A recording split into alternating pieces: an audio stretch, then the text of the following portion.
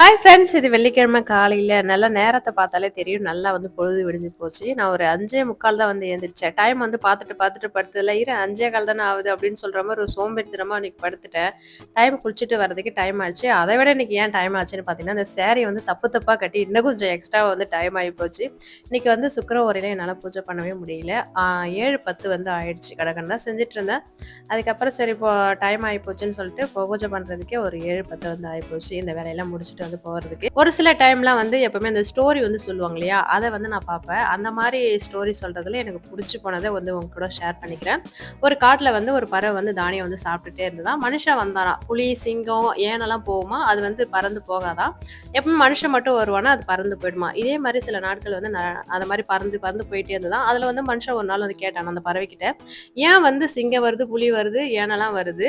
அதெல்லாம் பார்த்துட்டு நீ பயந்து ஓடாம, என்ன பார்த்தா மட்டும் நீ ஏன் பயந்து போற? பறந்து ஓடி போற?" அப்படின்னு கேட்கிறப்ப இந்த பறவை சொல்லுச்சா, "ஏனை, புலி, சிங்கம் இதெல்லாம் அதோட குணம் கொல்றது. நரியோட குணம் பொய் சொல்றது.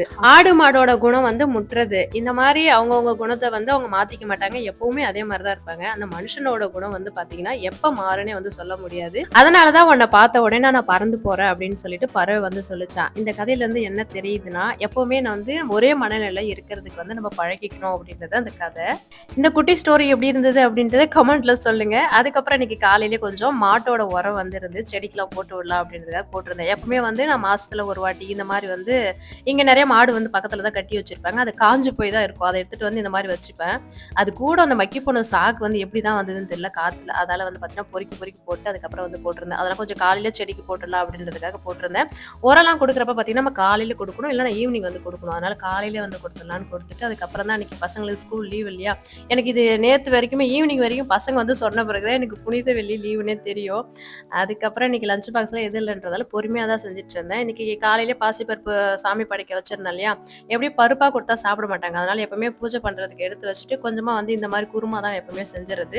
அவர் மட்டும் கொஞ்சம் சாப்பிடுவார், நான் கொஞ்சம் பருப்பா சாப்பிடுறதால கொஞ்சமா எடுத்து வச்சுட்டு மீதியை கொஞ்சமா அரைச்சி ஊத்தி கொஞ்சமா அப்படியே குருமாவில் கொஞ்சம் முழுசா இருந்தா நல்லா இருக்கும் இல்லையா, அந்த மாதிரி செஞ்சிருந்தேன். இது ஏற்கனவே நான் ஷார்ட்ஸ்ல கூட போட்டிருக்கேன்.